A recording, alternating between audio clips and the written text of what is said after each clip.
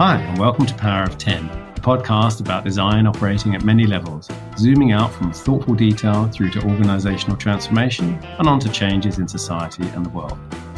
My name is Andy Polaine. I'm a service design and innovation consultant, educator, coach, and writer. My guest today is Ryan Rumsey, who's worked for 20 plus years as an executive leader and a designer building technology, teams, and organisations. He has a hybrid background in interaction design, front-end development, product management, and strategy, and has worked for the likes of Apple, Electronic Arts, USAA, Nestlé, and Comcast. He's also the author of Business Thinking for Designers, published by InVision, who are putting out some excellent material for the design community these days. Ryan, welcome to Power of 10. Thanks for having me, Andy. So there's quite a list of well-known names that you've worked for and a kind of very mixed background. Tell us a little bit more about your journey to here. Sure. My journey is probably very accidental and probably saying yes to too many things at too many times. My background was studying history, so I sort of avoided going to art school and flirted around with engineering when I first started university, at a great time upon which the web was created. But I was bored and didn't particularly like engineering. So I moved over to history because I found myself really enjoying the rabbit hole moments of research. But in the meanwhile, I was just playing around with the web and learning how to sort of code and design and continuing to work on artwork at home. And so while going through university and then after, I began just making things or maybe reverse engineering things to make things. ViewSource was everyone's friend back then, right? That's right. Folks began figuring that out and then asking me to kind of make things. And so began a journey into probably a design career that I didn't really take seriously until maybe 2003 or so. I had done quite a bit, but I hadn't really done it full time until about then. So did you sort of not identify as a designer? I didn't. Actually, between 2000 and 2003, I was a professional actor. Oh, right. And flirting with the idea of doing that. And at night then, because when you're acting, you're not acting all the time. I was building websites for people and had a list of very interesting and intriguing clients, people who sold anything from, belt buckles at craft fairs to, Pepperdine University professors to, early weed stores in West Hollywood, it was very interesting. Useful friends to have. Yeah. So you now also run an organisation or a company called Second Wave Dive, which has got a fantastic name. Yes. And an interesting background. So if anyone knows the film Flash Gordon, it is. Might be the hint. So tell us about that. It is exactly right. Yes. So one of the best worst movies of all time, I think, is the 1980 version of Flash Gordon, and Queen has done the soundtrack for it. And so my favorite character is an actor named Brian Blessed, who for those Americans is a British actor, the biggest voice in the world, with the biggest billowy voice in the world, and he has the beard in the movie to go with it, and He just plays a character who essentially says, "Who wants to live forever?" and then commands his Hawkmen to, dive forward. And at this point, this is when Brian May is really blaring the guitar in a solo. And so for me, that movie has always resonated. But I kind of look at it as a second wave of me. Diving into some new things, but then helping others who kind of want to see this second wave of themselves. So any way to mix in some type of youth, affinity into a name. So there's an actually, I just realized there's a little sort of nerdy segue there, because there's a when he says "Who Wants to Live Forever," and Queen obviously did the soundtrack in Highlander, the song "There's No Time for Us" has that famous line in it of "Who Wants to Live Forever." So I'm guessing there was kind of some common thread that went through there. There's a common thread, yes. So and so a lot of this is about design leadership, or helping design leaders, right? This is a lot of your work now. It is. It is about design leadership, and I think it's also about these weird things we call transformations. Ultimately right now, for the last maybe 5-6 years, the idea of digital transformation or design transformation or cultural transformation have been, key initiatives inside of organizations. And I think at the root of all those, we're talking about people change. Yeah. We're talking about the idea of changing the way colleagues and coworkers make decisions together, gain trust with each other, and really develop better relationships so that customers and the company and, frankly, the employees all benefit. We've just given it fancy new names and billion-dollar budgets. Yeah, and that's very true. I mean, that's been my experience too. And I think a lot of the struggle comes from a slightly mismatched expectation that, we get the tech. It's been sold to them that way too, right? We get the tech and we get the platform, and then now, everything's going to be shiny in our world. But actually, the other bit of technology is the sort of cultural and structural stuff of the organization. And without changing that, they don't get anywhere. In fact, it can be sort of worse. Right. Have you read the book Dark Matter and Trojan Horses by Daniel? Yeah. Yes, I have indeed. Yes. Yeah. A wonderful book that really describes a lot of that. And I'll say Dan is also a Liverpool football fan, so that's another reason to read the book. It's very good.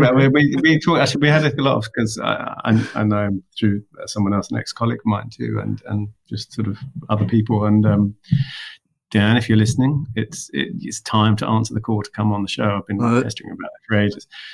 But there's that thing he says. We talked about a lot of similar things for ages, but he has a lot of film references about the MacGuffin from Hitchcock, which is right, that thing that everyone is chasing.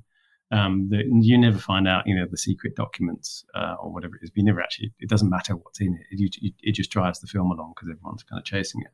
But the dark matter thing, he says a thing in there where if you're not disturbing the dark matter of the organization, which is all the things like kind of process and procedure and the way things are done around here, the stuff that's kind of not really seen but makes its presence felt. If you're not disturbing that, you're probably not doing things properly. That's right. And I think particularly for design leaders, the last 10 years or so, we've been asked by organizations to come in and lead some type of change, disruption, innovation, transformation, all these names. And I would argue, and certainly in my experience and those that I've talked to, quite a few, these organizations don't quite know what they've signed up for. And, yeah. And in turn, the design leaders perhaps may be struggling with, within 30 days of taking the job going, oh, wait, maybe they didn't know what they were signing up for either, Yeah, I think that's probably, it's kind of a bit like, we've got these dragon's eggs. Can you help us hatch them? And then we come in and do that, and then the predictable or unpredictable kind of breaks loose.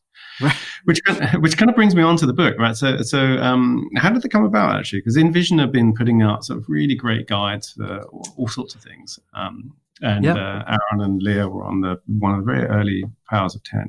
Yeah. So I've been attending for a few years. There's an event here in the U.S. called Design Leadership Camp that's run by Carl Smith of the Bureau of Digital.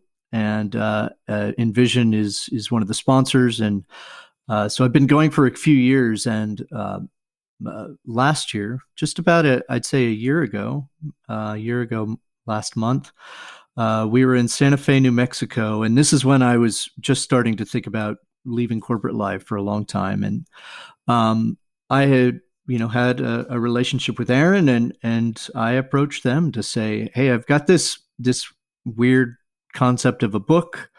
I have a lot of writing about it that I've not published, but I'd like to structure it in a way that is much more pragmatic and sort of approachable for folks. And would you be interested? And so that's where the conversation started, and threw together an outline, and they showed some interest, and away we went. And so I spent most of last fall writing the book, Right. And so that's where it came about. So, in it, you talk about sort of business thinking. You flip the design thinking thing around and say, hey, designers isn't just kind of learn business thinking, and it's something I've always kind of slightly irked me. That's always slightly irked me about design thinking, which is this idea is we sort of don't really talk in that way about other stuff. We don't say we're going to send all of our designers on an accountancy thinking course, so that then you just hire more accountants, right? And it's right. The thing about design thinking, or wanting to be more design driven, which is if you want more design thinking in your organization, well, hire some designers, right? But with it, you kind of talk about this translation thing, and actually quite a lot of at least the first chunk of the book is kind of like a phrase book for designers about right. business. So what underpins that?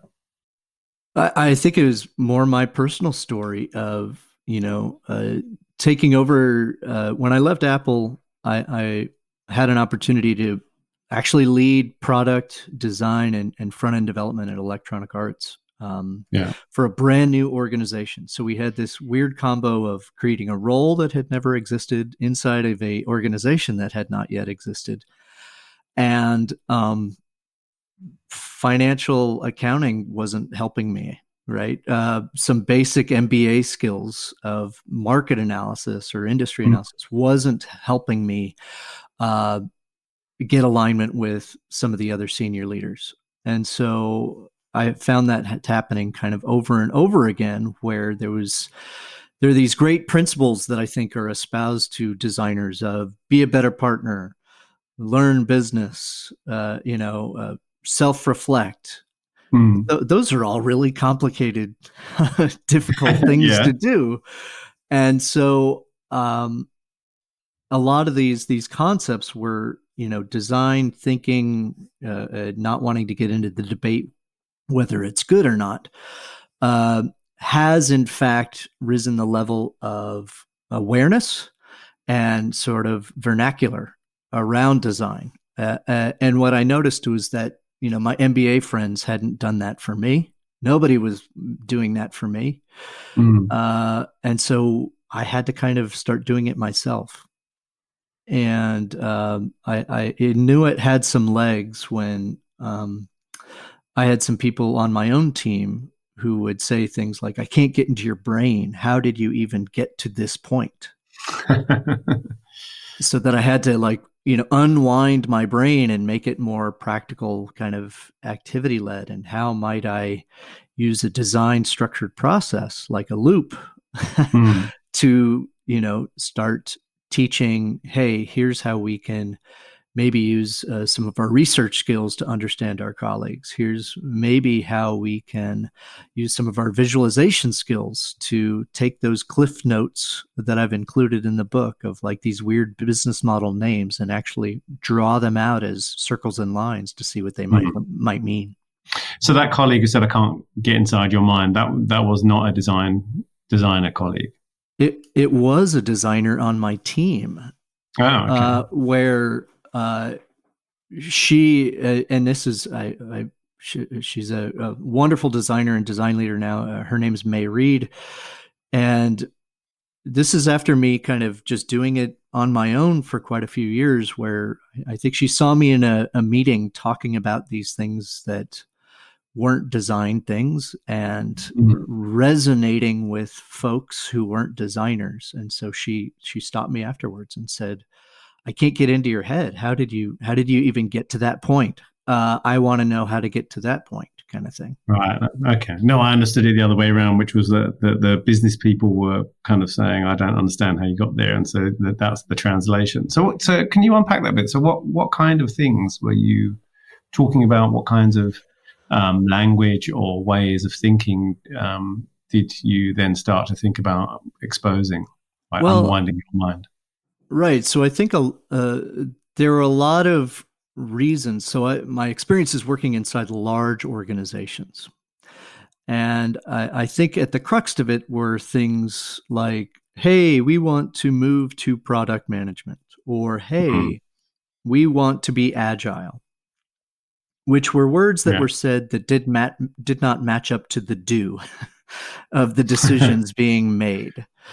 And so if you look at it, and basic empathy map type things, Mm. there was mismatches there.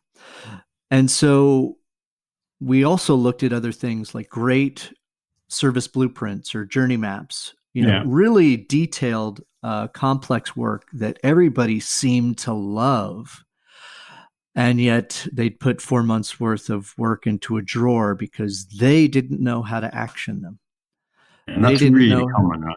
It's really common. And so what I began to do was look more at behavior change and behavior design. So this weird thing of sort of studying almost like an academic, these other fields of study and how they weren't necessarily pragmatic, but then this design process was fairly pragmatic. How can we kind of blend those?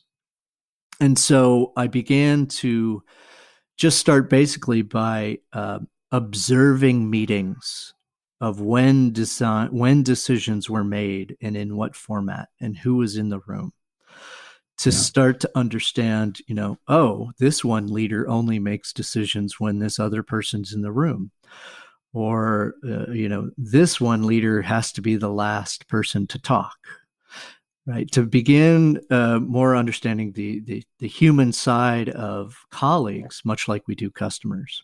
Yeah. Yeah, but then also learning about capex and opex, Yeah.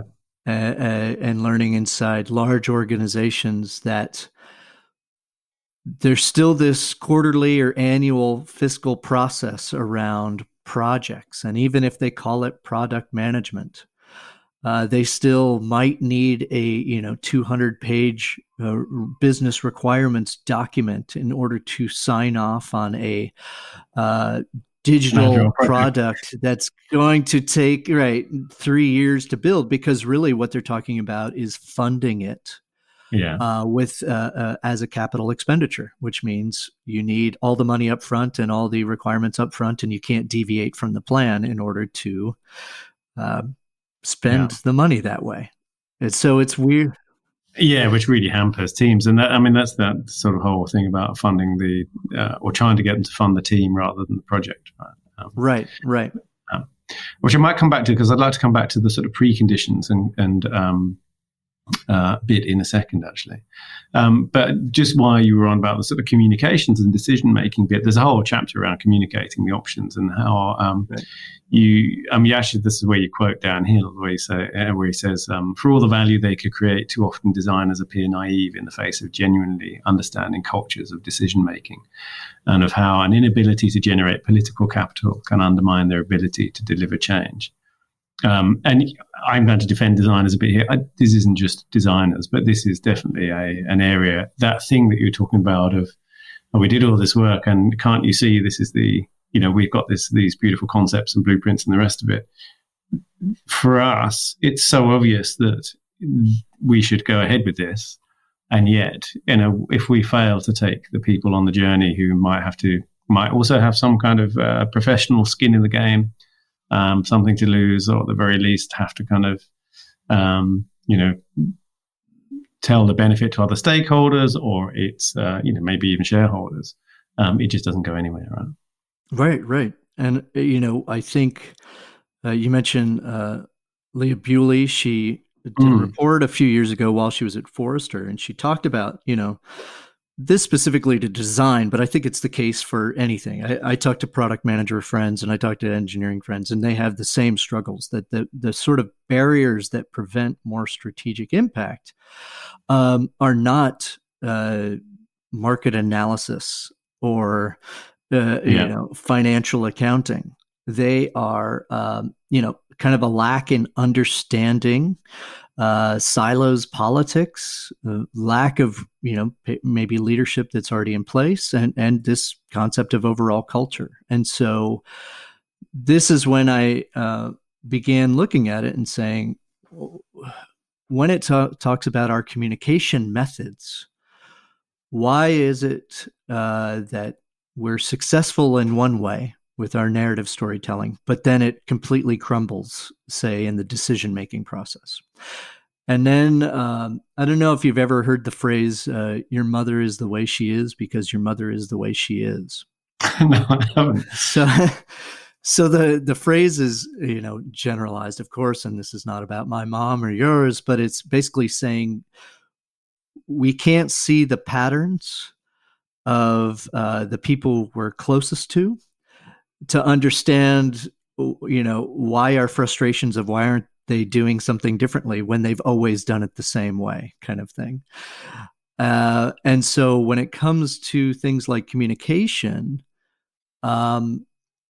if I've been communicating with a particular method and it has not been successful for 2 years, why am I continuing to communicate with that method?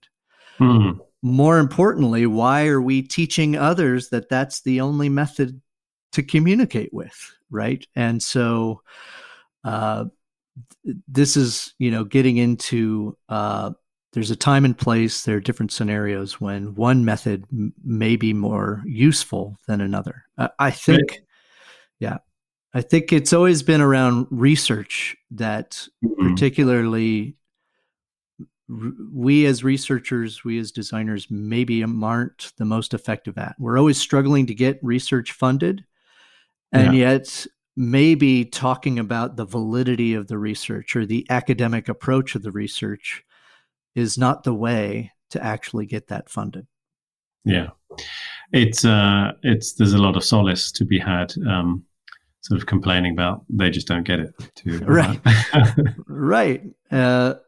I gave a talk a few years ago about it was a creative mornings talk, and it was essentially, why does this keep happening to me? And so if we talk about moving from job to job or company to company, and if I find myself always saying they don't get it, if the same problem is following me from role to role, I'm the constant variable there. It's me, right? And so I'm the only one who can sort of adjust and change. And really, this was my wife is a psychotherapist, so if you've ever heard, oh, nice, yeah. So if you ever heard of the phrase, breaking down to break through, I didn't intentionally go out this because I thought myself smart. It was because I was like really struggling with my mental health and really being affected about not sort of getting through to people. And so it was almost like my own breakdown, just trying to try some new things. Yeah, I think this is the thing that encouraged me to be more, to put kind of really go out there and offer design leadership coaching. Was I've seen that happen a lot, and I've seen it happen at a very junior level. Even as kind of students going through their projects and master students, which I've also, had in tears in my office, and seen that it's not right the way through to design leaders within large organizations. Which is that it's not just a sort of structural, sort of practical problem that they're dealing with.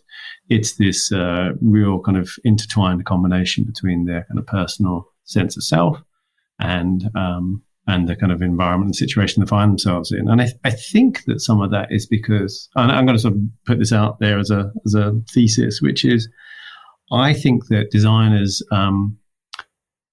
make the sort of barrier between, or they have far less separation between a kind of professional life and personal life than, say, someone who does, says, well, I'm going to go into business. I mean, the classic separation is not business, it's personal. Whereas I think for a lot of people who choose a career in the arts in general, that's much, much more kind of entwined. And therefore, it's, there's a lot more separation. There's a lot of great stuff that comes with that, I think. And I would love to see sort of a lot of business folks go the other way. But I think that's one of the reasons why it becomes a very, very kind of personal journey. I would agree and resonate with that hypothesis, if you will. There's a great podcast based here in the States called The Hilarious World of Depression. And So I know I'm laughing at that. I mean, that's a good title.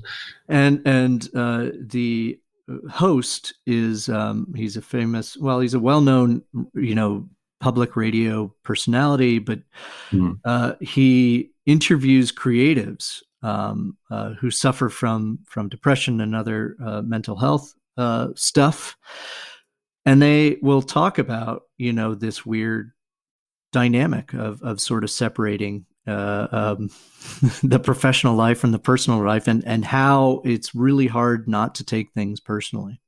Yeah. So that's another podcast I recommend, because you will kind of see there and resonate. And by the way, I'm a big, huge advocate of mental health. Go get some help if you need it. Absolutely. But I think you're right. And I've found that to be the case. And interestingly enough, I've managed more than designers, and lots of folks struggle with this. Particularly when they get into roles where they've put a lot of pressure on themselves. So when they move from that, say, IC into their first management role, or say even into a director role, where now they're really spending the majority of their time outside their craft, it's like everything but the craft, and put a lot of pressure on themselves to succeed, because they've succeeded thus far up to that point. And it can be pretty draining. But I mean, it's quite a 90-degree turn in many respects. And it's certainly, you let go of a lot of your previous identity in order to go into that next one. And that's not to be underestimated. That's true. I'm writing right now, and it's not ready to be published yet, but I'm talking about inertia.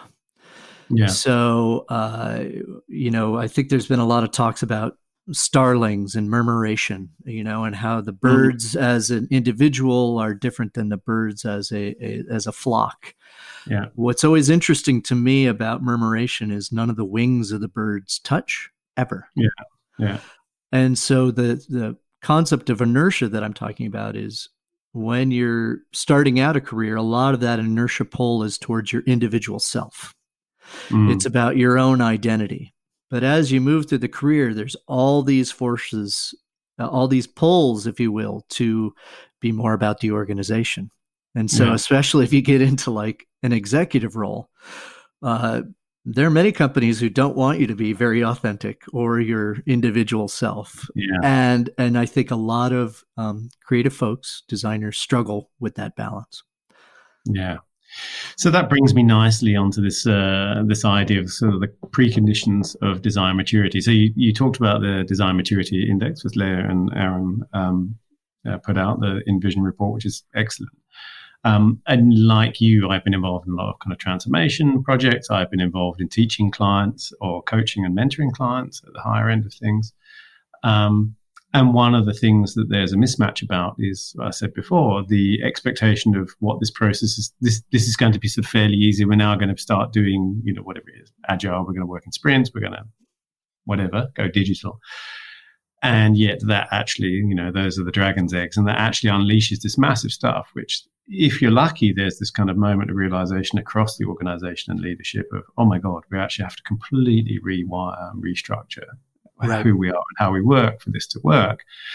But the other thing that pretty commonly happens is the seed falls on barren ground, where you're brought in to kind of help those people. And then it can end up being an exercise in frustration for all around, right? Because they see like, this would be a great way to work and we want to work like this, but we just can't because, process, procedure. I always kind of blame these sort of 4 or 5 horsemen of the apocalypse, which are sort of HR, IT, facilities, finance, and procurement, which all kind of, that's the dark matter, right? Which just is there, doesn't change much. And they butt up against that all the time. So here's the thing.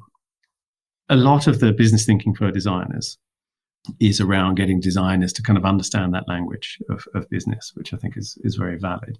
And I hear, Jess McMullen talks about kind of designers learning kind of business as a language and so forth, which I get. And we talk a lot in design, and you do at the beginning of the book, about, now we've got a seat at the table and so forth. I once did a talk, and I kind of like to flip this around a bit, because I then wonder is that a seat? Is that the table we really want to have a seat at, for starters? And have we, now that we talk about sort of, we've earned a seat at that table as if they're the sort of grown-ups and we're the kids, and that we've kind of, we've, now they're letting us in. Whereas I kind of wonder the other way around, which is, have those organizations, have those businesses earned the right to work in a design-led way? It's a really good question. And now that I no longer work at large organizations right now, I can be very authentic. My answer is maybe going to be placed as a phrase that is commonly known with parents, that you get what you get and you don't have a fit. Meaning that not every organization needs to be design led, or whether that's even a thing of really being design led, and maybe perhaps not every organization deserves it, and that's okay. I think one of the biggest things that I'm trying to sort of point out in the book is every company goes into business, whether big or small, to sort of survive as a company. Yeah. And that if you are hired, whether as a designer or product manager or HR or procurement, you're hired because the company expects you to bring some type of competitive advantage to keep it as a sustainable company, to keep it in business.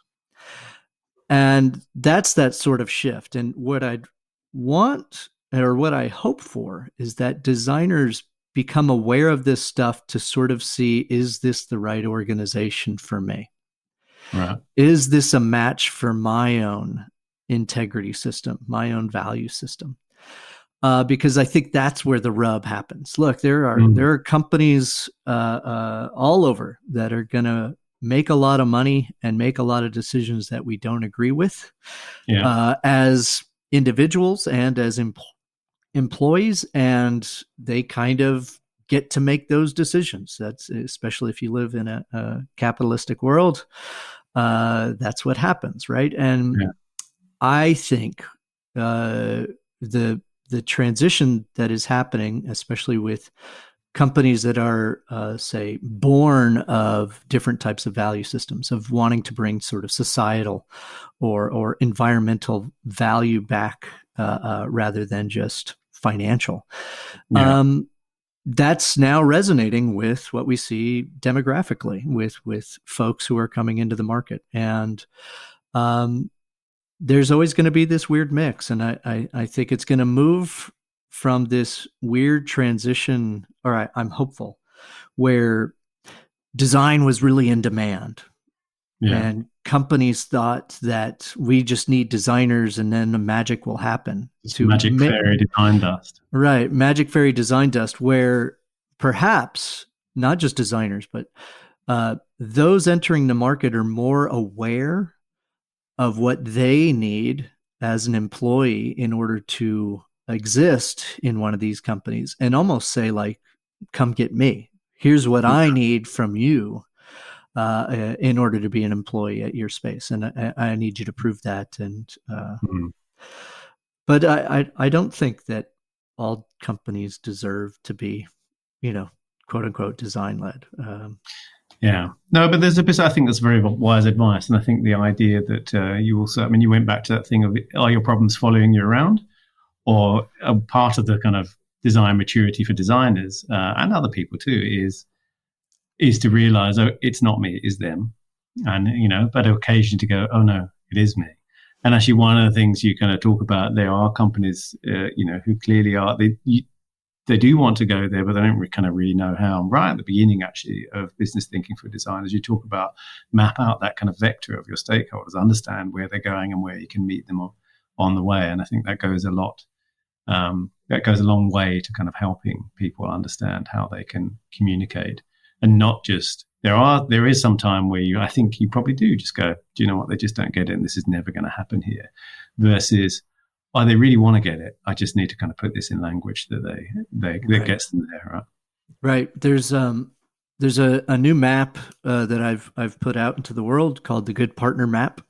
Hmm. You can go to ryanrumsey.com and grab it. It's for free. I've put it up as a Creative Commons license. But what I do in that is I found that there were these weird maps, if you will, like the strategizer stuff, value proposition canvas and business model canvas, and sort of the business folks were adopting those things, and then design folks were adopting things like empathy maps and service blueprints and customer journey maps, Yeah. and sort of just crossing each other overnight and overlapping. And Dave Gray and the X-Plane team have kind of merged that. But what I found was that neither really addressed behavior change. And so this good partner map is like, what if we do a little bit of that value model? What do we, as a, say, function, provide to our colleagues and friends, not as a means to like try to convince them, but just if we're self-aware of what we're offering. And then introduce a little fog behavioral map type of stuff, or fog behavioral model type of stuff, of where we're saying like, are they excited by this? Or do they think it's really hard what we're trying to propose and do? And then how might we adjust our, say, prompts, or make things a little bit easier for them? And so this is this weird remix of, can we take some of these tools and blend them together to say that really what we're talking about is improving the relationships. That the heart of this is improving how we work together so that we can make decisions where we can all live with them. It's not like I have to give up my soul in order to get that, right? I'm smiling because I'm definitely hearing the husband of a psychotherapist. It sounds like some of the kind of thing you're describing. You started to sound like a couple therapist there, which is maybe a good sort of frame to kind of think about it in a way, actually, of two people who've got quite different needs but actually want to coexist together. And bring up children, if you think of the kind of products and services as the kids, right? Or the yeah, I'm influenced by a lot of things, and as the husband of a psychotherapist would say, that I am nowhere qualified to provide, couples therapy or child psychology. Yeah. Yeah, but it's an interesting kind of parallel. We share a lot of a bookcase, that's for sure. Yep. Hey, look, we're coming up for time. As the Power of 10 is named after the Eames film Powers of 10, which is all about the relative size of things in the universe and that sort of scale. So I ask all the guests at the end, what's the one thing that you think is overlooked or needs to be redesigned, or maybe it's a brilliant thing that people sort of underestimate, that has or would have an outsized effect on the world? So I think the one thing for me is that when it comes to tools, when it comes to process, when it comes to method, a lot of designers already have what they need. I like to call it Weird Al Yankovicing, right? Your process or your tools, that everything is a remix. There's a great video series called Everything is a Remix. Yeah, there is. And when it comes to understanding your colleagues, when it comes to understanding, say, the systems that are in play at work, whether the behaviors or skills of people, we have a lot of the tools. We're trained in these tools of how to work for the interactions of people. And so we're mostly focused on, say, customer stuff. But if we were just to remix that and sort of gauge the perspectives of our colleagues in the same way, we have the tools. So it's there to sort of ease some of the pressure and tension that we put on ourselves, and maybe increase our confidence. Is just to kind of go back and say, how might I remix my tools? That's not as scary as it might sound. Not as scary, no. So where can people find you on the internet? Well, they could find me pretty much in two places. So ryanrumsey.com. It's where I share just a lot of my personal writing and things there. And then secondwavedive.com. There's some exploring I'm doing sort of as a business, and seeing how I might be able to live a life that I want to lead. So, yeah. And on Twitter or LinkedIn or any of those places? Easy to find me at Ryan Rumsey. Twitter, LinkedIn, Instagram. I've been lucky enough to grab those, usernames pretty quickly. Ryan, thank you so much for being my guest on Power of 10. Thanks so much for having me, Andy. As I'm sure you're aware, you've been listening to Power of 10. My name is Andy Polaine. You can find me at Polaine on Twitter or Polaine.com, where you can find more episodes and sign up for my newsletter, Doctor's Note. If you like the show, please take a moment to give it a rating on iTunes. It really helps others find us. And as always, get in touch if you have any comments, feedback or suggestions for guests. All the links are in the show notes. Thanks for listening and see you next time.